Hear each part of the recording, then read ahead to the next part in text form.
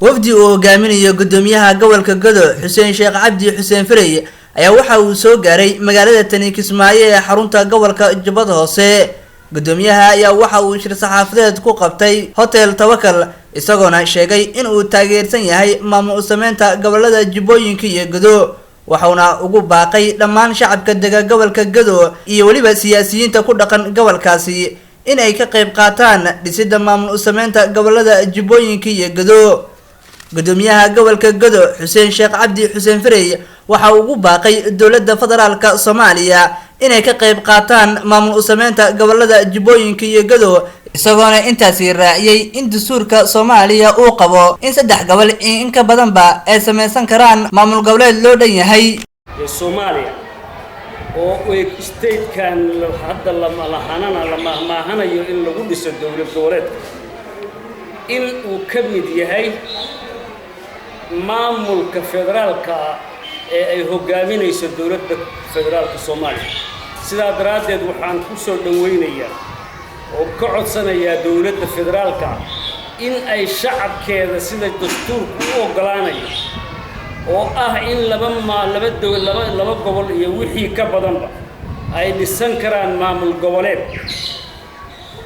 marka ay ku heshiiyaan ay dhisan karaan maamul goboleed maadaama muddo badan oo dadkan ku taamay abaabul dheer oo fara badan u soo galay iskuna hawlay muddo fara badan in maamul goboleedkaas uu dhismo taagmo.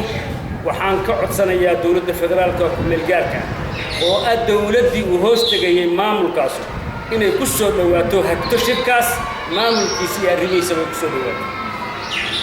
qodobka kale waxaan ugu baaqayaa dadweynaha ku nool gobolka Gado oo aan mas'uulkoodii ay doorteen.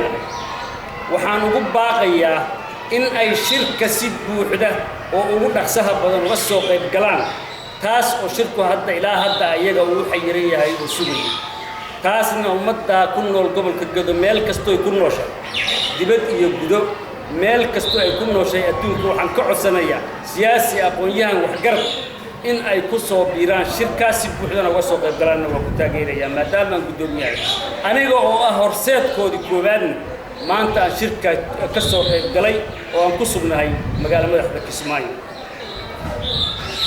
intaas waxaan ku darayaa waxaan mahad gaar ah u celinayaa dowladaha dariska sida dowladda Kenya iyo dowladda Itoobiya oo nagu gacan siiyay muddo fara badanna ku jira naguna gacan siinay iskuna hawlay argagixisadii ku habsatay goboladan in ay nagala saaraan oo nala xoreeyaan gobolada naguna taakuleeyaan sidii loo dhisi lahaa maamul goboleed kaas oo dhiigoodii maalkoodii gooda noogu huray ayna ku daateen ilaa haddana nagula jira howlgalkaas.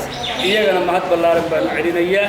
waxaa weeye waxaan leeyahay waa idin abaalgudi doonaa dadun baan nahay marka hawshan u dhammaystiranto insha Allah bidnal kariim waana ka nabadgeli doontaan markaanu maamul goboleedkaas dhisno.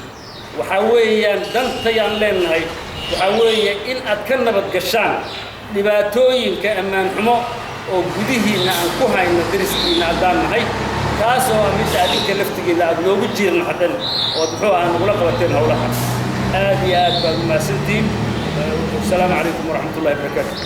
si kastaba imaashaha gudoomiyaha gobolka Gado magaalada Tani Kismaayo ayaa waxa uu ku soo beegmayaa xilli ay ku kala aragti dugan yihiin asaga iyo gudoomiye ku-xigeenkiisa Maxamed Cabdi Kaliin maamul sameynta gobolada Jubbooyinka iyo Gado. Cabdiqadar Iimaan Dhaqane TV-ga caalamiga ee Home Cable Kismaayo.